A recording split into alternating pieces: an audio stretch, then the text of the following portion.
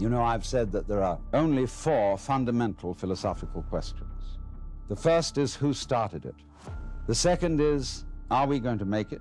The third is, where are we going to put it? And the fourth is, who's going to clean up? I happen to be a lover of archery.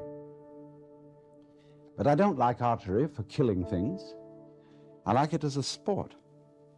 But what I like most of all is to set an arrow free, like it were a bird. You know, when it gets far up in the sky, whee, you watch it.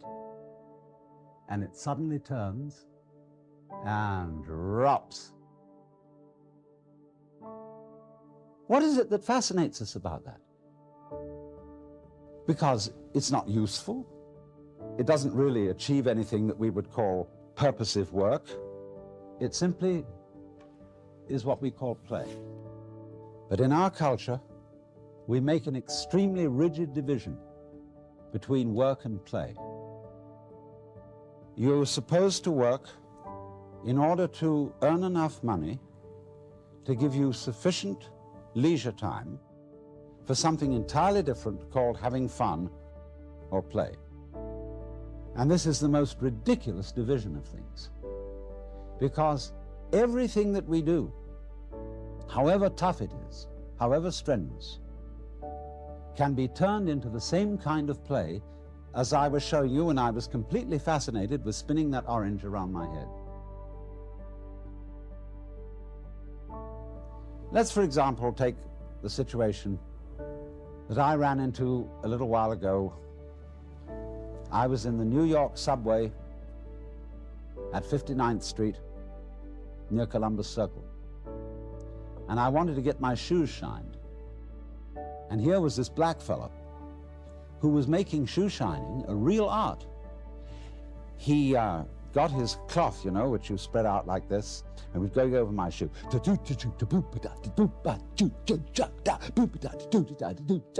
Like that.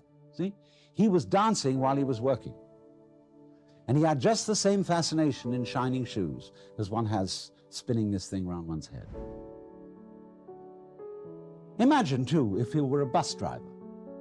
Bus driver is ordinarily considered an absolutely harassed person. He's got to watch out for all the laws, all the competing traffic, the cops, the people coming on board giving their fares, and he has to give them change. And if he has it in his head that this is work, it will be hell. But let's suppose he has a different thing in his head. Supposing he has the idea that moving this enormous conveyance through complicated traffic is a very, very subtle game. And he has the same feeling about it that you might have if you were playing the guitar or dancing.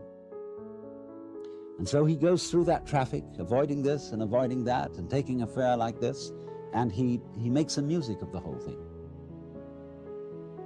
Well, he's not going to be tired out at the end of the day. He's going to be full of energy when he gets through his job. Or suppose you're condemned to be a housewife, which is the most lowly of all occupations, and you have to clean up. You know, I've said that there are only 4 fundamental philosophical questions. The first is, who started it? The second is, are we going to make it? The third is, where are we going to put it? And the fourth is, who's going to clean up? And this is the lowliest of all occupations, the housewife who washes the dishes and the garbage collector who takes away the stuff. And he has to find out where we're going to put it.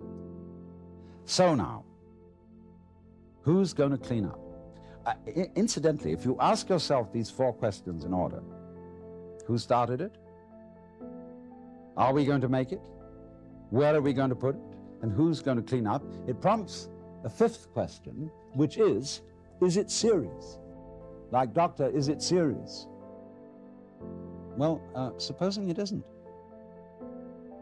And then the housewife who's going to clean up approaches washing dishes and in an entirely different spirit.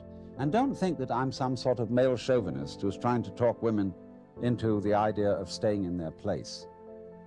Because I'm perfectly willing to wash dishes too, because the art of washing dishes is that you only have to wash one at a time.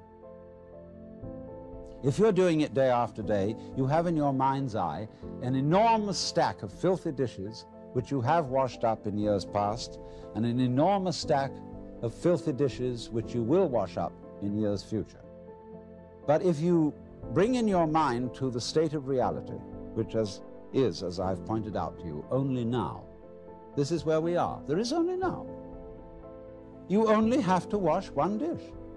It's the only dish you'll ever have to wash, this one. You ignore all the rest, because in reality, there is no past and there is no future. There is just now. So you wash this one. And instead of thinking, have I got it really clean, as my mother taught me with an angry voice, that I had to get every little scrap off it, and she got angry at you. Instead, you turn the cleaning movement into a dance. Like this. And you dig that. And you swing that plate around, and you let the rinsing water go over it, and you put it off in the rack. Crazy. See? Take the next one. And you get this rhythm going. See? And you're not under compulsion all the time. When I was a little boy and went to school in England, I had to learn the piano. They called it playing the piano. But actually, they said you must play. We had in England compulsory games. They used to post notices on the bulletin board in the school where I went to, which said, this afternoon, everyone will go for a run. And if you didn't go for a run, and it was found out that you hadn't, you were flogged. So everybody hated going for a run, because they were under compulsion to play. Everybody must play. It's like the whole game of life we're all involved in. It's only a game, but everybody has got to belong. So we went running. I remember one day I was out on a run, and I was trying to enjoy myself because I was running on the balls of my feet, dancing along. And a fellow came up behind me who was running on his heels. He was jogging. And he was going clump, clump, clump, clump, clump, clump, clump, clump. And I said to him, what's the matter with you? You're running on your heels, and you're jarring your whole body all the way through. Okay, but he stuck to it, and he became the champion long-distance runner of the school. But he didn't enjoy it. It was work. And all he enjoyed was the suffering that he endured that made him feel that he had really contributed to the human race because he suffered so much. He identified his existence and his worth with his suffering. Really great runners dance when they run. They don't necessarily follow a straight course. They may weave.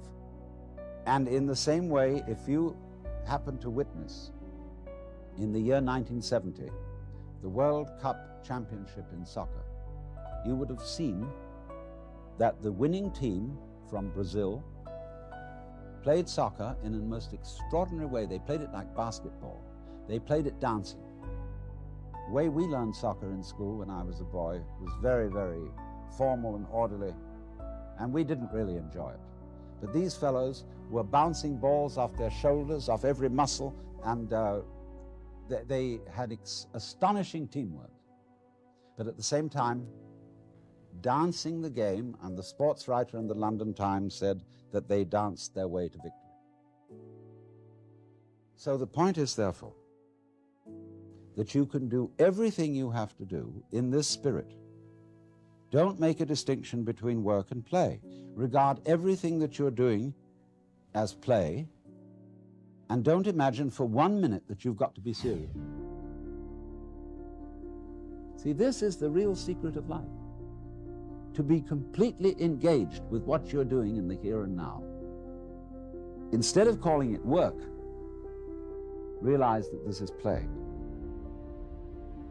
In Hindu philosophy, the whole creation is regarded as the Vishnu Leela. That means the play of Vishnu. Leela means dance or play, and from it we get our word lilt.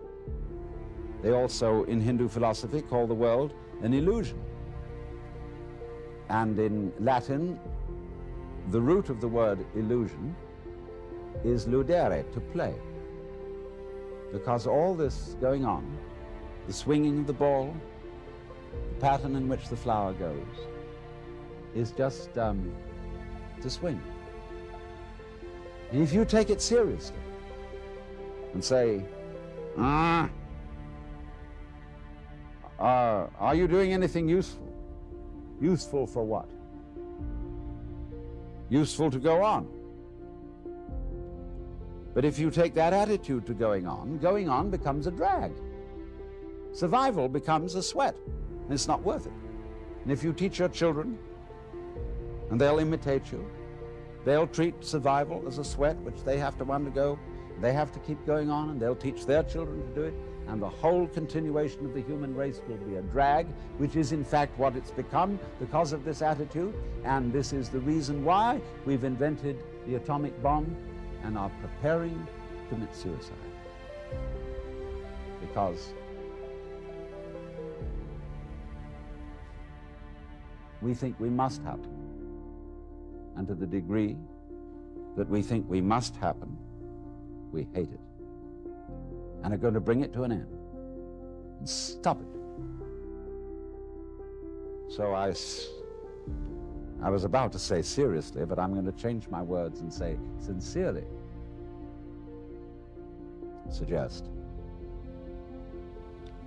You know, I'm not, in talking to you, I'm not preaching. I'm not actually serious, because I'm really with this rather than any kind of deep philosophy and so on.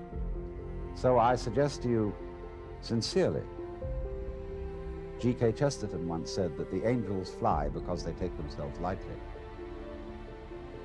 How much more so then he, she who is Lord of the angels. Huh. The whole world is 3 for a penny, 3 for a pound, 'tis love that makes the world go round. Or in the words of Dante, but my own wings were not so fluttered, were not for such a flight, except that, smiting through the mind of me, there came fulfillment in a flash of light, that my volition now and my desires were moved like wheel revolving even by love that moves the sun in starry fire.